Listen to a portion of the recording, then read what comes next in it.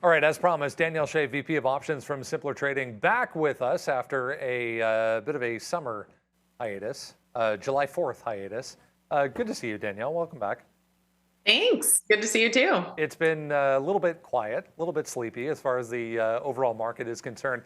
I was saying to someone this morning, it kind of feels like 2019 again. Everything just goes up and there's no real volatility to talk about very much anyways. But a few individual storylines we'll get into. One of those came last week. I was off, but the entire EV group exploded after Rivian comes out and says, hey, guess what? Our delivery is way better than our expected. Manufacturing numbers also way better than expected. Give me your thoughts here, I guess, on the group itself to kick things off. Do we finally have more to talk about when it comes to electric vehicles? I do think that we do. And Tesla also had fantastic delivery numbers as well. Now, when you look at Rivian and then you look at Tesla, completely different story, obviously, because you do have Tesla backing that up with numbers. But the reason why I do like Rivian here is because if you look at this chart, you have high short interest and you're also breaking up above your previous highs. So if you look at this lower time frame chart, for example, the 78-minute chart, we have these nice green candles. We have these blue dots on the candles. That means you have high volume, above average volume on these bars. And when you have that signal, plus a combined signal on the higher time frame chart, which is a break above multiple previous highs, plus a 10% high short interest, that right there is just a short squeeze. So I can't say I like the cars and I don't think that they have any amazing delivery numbers or anything like that. But for a trading setup, I mean, probably could trade it up into 30, 32 before you look at the next resistance zone. Just double checking here on when they are up. I believe it's still ways away as far as earnings are concerned. Yeah, August. We got to wait a few more weeks for Rivian to actually come through with earnings, but good to see anyways. I mean, it's been the Tesla show for years when it comes to electric vehicles, so it's good to see something else actually in the conversation for once. Speaking of conversations, the AI conversation continues to gain steam, if you will. It was Goldman Sachs this morning comes out and says, okay, fine, we'll buy NVDA and you should too. So everyone's still on the NVDA bandwagon here. Well, it's crazy because in the first few months of the year, I thought it was going to be one of those situations like the metaverse, right? Where we trade it and then it's a dead idea. But at this point, with the APIs and the way that ChatGPT can integrate into everything, it's just, I mean, it's taking over and every company is using it and there are just unlimited amounts of various applications. And so, I do think that this is going to be continuing to be a very strong theme. And when you look at the NVIDIA chart, I mean, I could personally never recommend anyone to buy the shares here after it's already up like what, 168% or something. Don't quote me exactly on that, but around that level this year. But I mean, for me as a trader, like I'm absolutely going to focus on trading tickers like this. I mean, there's literally nothing better for a trader than to get something that is so hyped up in the market because it has major moves. So I'm not going to be buying more shares of stock. And, it is pretty extended on the weekly chart frame, even though I will tell you if I get another upside target, it's going to be up at 468 and then at 500. But on the lower time frame charts, I mean, just keep trading this thing because I have a 4-hour chart here, and this 4-hour chart is showing again another round of consolidation. And when you see this consolidation on that time frame, you can get another breakout up into 450. That's a perfect time frame for a swing trader. You have earnings coming up soon, and I think AI is going to be a major in focus area. Finally, we get back into earnings season officially coming up at the end of the week this week. I was just double checking. I think we have to wait, as far as tech is concerned, some of the chip names got to wait a little bit into August before we actually get them coming through. But I mean, hey, it's something to look forward to at this point. There's a few individual names I think people are associating with this AI group. C3 AI, for example, another one. Obviously, the rest of the chips kind of jumping on the bandwagon, jumping on the coattails, if you will, of NVIDIA. Is there somewhere else we can look, or is there somewhere else you're focusing on for a trade when it comes to AI? So I'm looking at Microsoft specifically because Microsoft, they have their investment in OpenAI Chat GPT, but I do like AMD as well. Now all the focus has been on NVIDIA, right? But at the same time, I mean, AMD is set to have a pretty large percentage of market share overall, and I think that because it has not reclaimed that previous all-time high, that's what we can do is we can focus on trading this one. Now, I will admit that it doesn't have the perfect setup that I like to see. Normally, when I'm going into an earnings report, what I like to see is I like to see that the previous quarter, it had, a nice gap up post earnings. I like to see that it traded higher going into earnings the previous quarter. That's not the case with AMD this quarter. So last quarter, it gapped down 7.9%. It actually traded lower going into earnings. So I'm not looking for a huge run up into earnings as I normally would with AMD. But because it's just a little bit on the quiet side, I do think it's a good time to be continuing to build up shares because, I mean, as you mentioned, like this is not going away anytime soon, and I like this space. So I like AMD. I'm not trading it right here, but I wanted to buy some more shares. Microsoft, I mean, this is a nice move lower. You've got to move down into the 34 EMA. Key area of support at 325. You have earnings coming up. You have consolidation on the daily chart. So I like Microsoft here to reclaim that previous high right around 350. And then ultimately, I'd love to see it up at 365 and then 400 someday. So those are the ones I'm really focused on right now. It's interesting. I mentioned earlier, I was reading on the weekend, ChatGPT usage had fallen off a cliff since the end of June, which obviously ties into the school year coming to an end. But we'll see what happens when things get back up and running again in September. I mean, not suggesting that people should be writing essays with ChatGPT, but obviously they are. At Trader Danielle on Twitter, right? Am I right on that? Yes, at Trader Danielle on Twitter. Is it going to be at Trader Danielle on Threads now as well, Ms. Shay?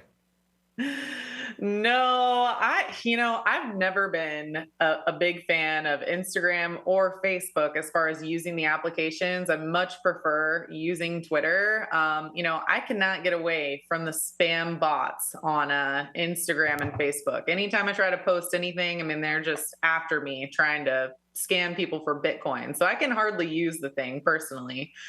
But when you look at this stock chart, I mean, it's just absolutely gorgeous. The way that that Meta has recovered off of the lows, I specifically like the way that it behaved on earnings the last two quarters. So if you look at last quarter, you had 14.6% gap up, breakaway gap. It's continued to rally. Quarter before that, you had a 19.8% gap up, continue to rally. It is making amazing progress as far as recovering all of the losses that it occurred over the course of the bear market. So when you look at Meta and you see those kinds of patterns, this is exactly the kind of stock that will generally trade higher going into earnings. And I mean, you can see that that's already happening. Now, earnings is going to be on the 26th. What that means is that there's just still time. There's still time to look at this stock, trade it higher going into earnings. So, I mean, I'm not buying the whole Threads thing, but I still like the stock, and I think it's worth a trade higher going into that report. It's interesting in the sense that so many people are, on Twitter and are used to Twitter, and the conversation is on Twitter. Obviously, say what you will about the context of some of the conversations on Twitter, but is something similar just because it's made by Meta going to attract everyone to make that shift?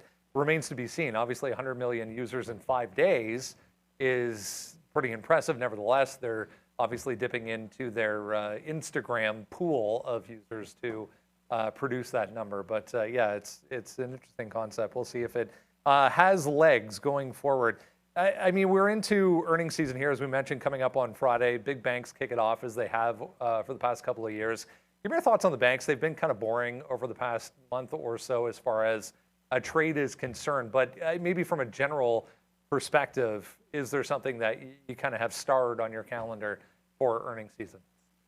Yeah. So when you look at the banks, the most important thing for me is the way that they react post earnings. And so the reason why that's so important is because it can either give a boost to tech going into earnings. Let's say the reaction to banks is really positive and news comes out, they're trading higher on Friday.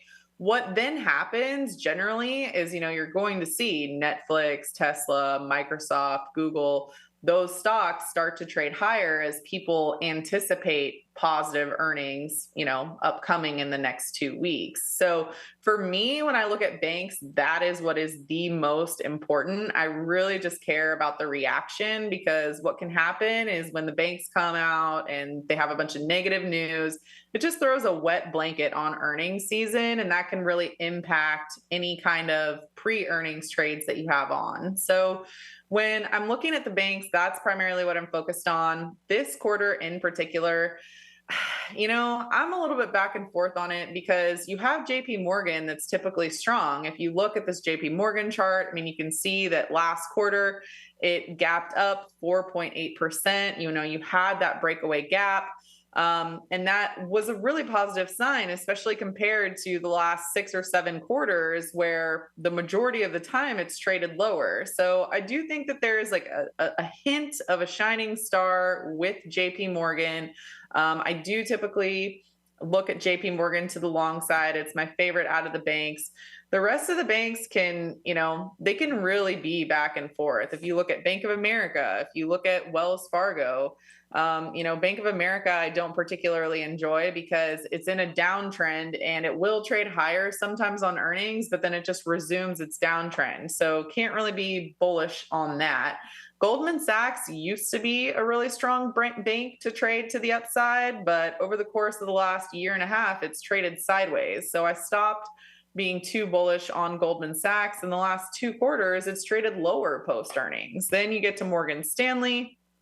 And Morgan Stanley, half the time it's up, half the time it's down, and it's been trading essentially sideways for the last year and a half. So I'm not looking for anything major from any of the banks except for JP Morgan. But ideally, they can at least do better than what people want to get a nice boost into the second and third week of earnings season. Yeah, it'll be interesting to kind of kick things off and get a feel for how things should play out over the coming weeks. But something to look forward to, for the overall market as well.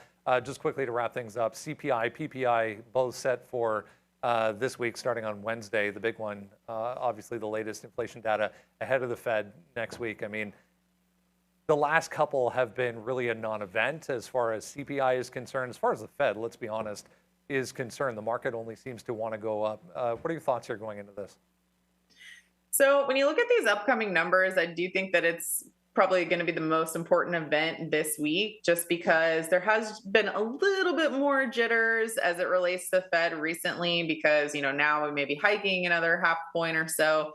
But, when I look at the NASDAQ charts, I mean, they're still very positive. So if you look at this, NASDAQ futures chart, you've pulled back, you've hit this 15,000 price point. That's a critical area of support. We've seen a nice bounce there.